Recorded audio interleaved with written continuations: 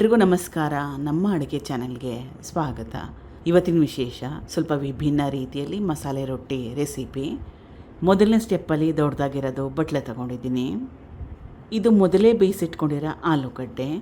ಸುಮಾರು ಒಂದು 4 medium size ಆಲೂಗಡ್ಡೆನ ಉಪಯೋಗ ಮಾಡ್ತಾಯಿದ್ದೀನಿ. ಆಲೂಗಡ್ಡೆನ ಬೇಯಿಸ್ಕೊಂಡ್ಮೇಲೆ ಸಿಪ್ಪೆನ ತೆಗಿಬೇಕು.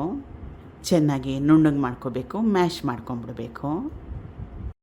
ಕೈಯಲ್ಲಿ ಕೂಡ ನುಣ್ಣಗೆ ಮಾಡ್ಕೋಬೋದು.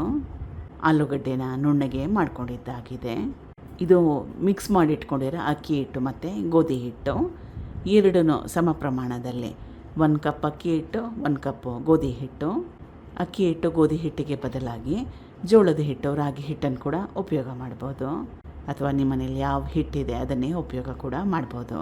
ಸಣ್ಣದಾಗಿ ಕಟ್ ಮಾಡಿಟ್ಕೊಂಡಿರೋ ಕೊತ್ತಂಬರಿ ಸೊಪ್ಪು, ಸಣ್ಣದಾಗಿ ಕಟ್ ಮಾಡಿಟ್ಕೊಂಡಿರೋ ಈರುಳ್ಳಿ ಕ್ವಾಂಟಿಟಿ ಜಾಸ್ತಿ ಹಾಕ್ಕೊಂಡ್ರೆ ಚೆನ್ನಾಗಿರುತ್ತೆ. ಇದು ಚಿಲ್ಲಿ ಫ್ಲೇಕ್ಸು, ಪಿಜ್ಜಾ ತೊಗೊಂಡಾಗೆಲ್ಲ ಕೊಟ್ಟಿರ್ತಾರಲ್ಲ ಅದು, ಅಥವಾ ಒಣಮೆಣಸಿನ್ಕಾಯಿ ಮನೇಲಿದ್ರೆ 1 ರೌಂಡು ಮಿಕ್ಸಿಯಲ್ಲಿ ಹಾಕ್ಕೊಂಡು ಕೂಡ ಉಪಯೋಗ ಮಾಡ್ಬೋದು. ಇದನ್ನು ಆಪ್ಷನಲ್ಲಾಗಿ ಇಟ್ಕೊಳ್ಳಿ, ಹಾಕ್ಕೊಳ್ಳೇಬೇಕಂತೇನಿಲ್ಲ. ಹಾಕ್ಕೊಂಡ್ರೆ ಸ್ವಲ್ಪ ಎಕ್ಸ್ಟ್ರಾ ಫ್ಲೇವರ್ ಇರುತ್ತೆ, ನೋಡೋಕೆ ಕೂಡ ಚೆನ್ನಾಗಿರುತ್ತೆ. ಸಣ್ಣದಾಗಿ ಕಟ್ ಮಾಡಿ ಇಟ್ಕೊಂಡಿರೋ ಹಸಿರು ಮೆಣಸಿನ್ಕಾಯಿ, ಜೀರಿಗೆ ಸ್ವಲ್ಪ ಅರಿಶಿನ, ಶುಂಠಿ ಮನೇಲಿದ್ರೆ ಅದನ್ನು ಕೂಡ ಸ್ವಲ್ಪ ತುರಿದು ಹಾಕೋಬೋದು. ರುಚಿಗೆ ತಕ್ಕಷ್ಟು ಉಪ್ಪು. ನೀರನ್ನ ಹಾಕ್ಕೊಳ್ಳೋಕೆ ಮುಂಚೆ ಚೆನ್ನಾಗಿ ಒಂದು ಸಲ ಕೈ ಆಡಿಸ್ಕೊಂಬಿಡ್ಬೇಕು.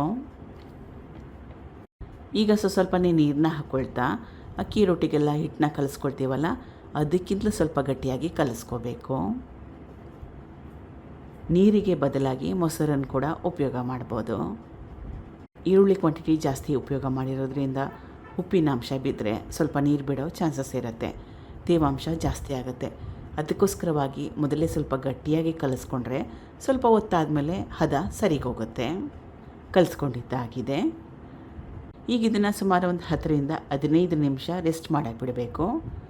ಎಲ್ಲ ಪದಾರ್ಥಗಳು ಚೆನ್ನಾಗಿ ಹೊಂದ್ಕೊಂಡ್ರೆ ಟೇಸ್ಟಿಯಾಗಿರುತ್ತೆ. ಸುಮಾರು ಒಂದು 10 ನಿಮಿಷ ಆದಮೇಲೆ ಕನ್ಸಿಸ್ಟೆನ್ಸಿ ಈಗ ಕರೆಕ್ಟಾಗಿ ಬಂದಿದೆ. ಅಥವಾ ಏನಾದರೂ ಹೆಚ್ಚು ಕಡಿಮೆ ಆಗಿ ಸ್ವಲ್ಪ ಏನಾದರೂ ತೆಳುವಾಗೋದ್ರೆ, ಅಂದರೆ ಕನ್ಸಿಸ್ಟೆನ್ಸಿ ಸ್ವಲ್ಪ ತೆಳುವಾಗೋದ್ರೆ, ಮತ್ತು ಮನೆಯಲ್ಲಿ ಒಂದು ಸ್ವಲ್ಪ ಗೋಧಿ ಹಿಟ್ಟಿದ್ರೆ ಅದನ್ನು ಹಾಕ್ಕೋಬೋದು, ಅಥವಾ ಸ್ವಲ್ಪ ಅಕ್ಕಿ ಹಿಟ್ಟಿದ್ರೆ ಅದನ್ನು ಕೂಡ ಸೇರಿಸ್ಕೊಂಡು ಅದನ್ನು ಸರಿಪಡಿಸ್ಕೋಬೋದು. ಅಕ್ಕಿ ರೊಟ್ಟಿ ಎಲ್ಲ ತಟ್ತೀವಲ್ಲ ಅದೇ ರೀತಿಯಾಗಿ ತಟ್ಕೋಬೇಕು. ಬಾಳೆ ಎಲೆ ಕೂಡ ಉಪಯೋಗ ಮಾಡ್ಬೋದು, ಬಟ್ಟೆ ಮೇಲೆ ಕೂಡ ಮಾಡ್ಕೋಬೋದು, ಅಥವಾ ರೋಟಿ ಪೇಪರ್ ಬರುತ್ತಲ್ಲ ಅದ್ರ ಮೇಲೆ ಕೂಡ ಮಾಡ್ಕೋಬೋದು. ಎಷ್ಟು ತೆಳುವಾಗಬೇಕೋ ಅಷ್ಟು ತೆಳುವಾಗಿ ಮಾಡ್ಕೋಬೋದು. ಅಥವಾ ಸ್ವಲ್ಪ ನೀರನ್ನ ಜಾಸ್ತಿ ಹಾಕ್ಕೊಂಡು ದೋಸೆ ಥರ ಕೂಡ ಮಾಡ್ಕೊಂಡು ತಿನ್ಬೋದು. ಇದನ್ನು ಹೆಂಚು ಚೆನ್ನಾಗಿ ಕಾದಿದೆ. ಸ್ವಲ್ಪ ಎಣ್ಣೆ, 2 ಕಡೆ ಚೆನ್ನಾಗಿ ಬೇಯಿಸ್ಕೋಬೇಕು. ಟ್ರೈ ಮಾಡಿ ನೋಡಿ, ತುಂಬಾ ಒಳ್ಳೆಯ ರೆಸಿಪಿ. ಕೊತ್ತಂಬರಿ ಸೊಪ್ಪಿನ ಜೊತೆಗೆ ಕಟ್ ಮಾಡಿ ಇಟ್ಕೊಂಡಿರೋ ಪಾಲಕ್ ಸೊಪ್ಪು, ಮೆಂತ್ಯ ಸೊಪ್ಪನ್ನು ಕೂಡ ಹಾಕ್ಕೋಬೋದು. ಆ ರೀತಿ ಮಾಡಿದ್ರೂ ಕೂಡ ಚೆನ್ನಾಗಿರುತ್ತೆ. ಟ್ರೈ ಮಾಡಿ. ಮೊದಲೇ ಹೇಳ್ದಂಗೆ ತುಂಬಾ ಒಳ್ಳೆಯ ರೆಸಿಪಿ ಇದು. Thank you for watching. ಧನ್ಯವಾದಗಳು.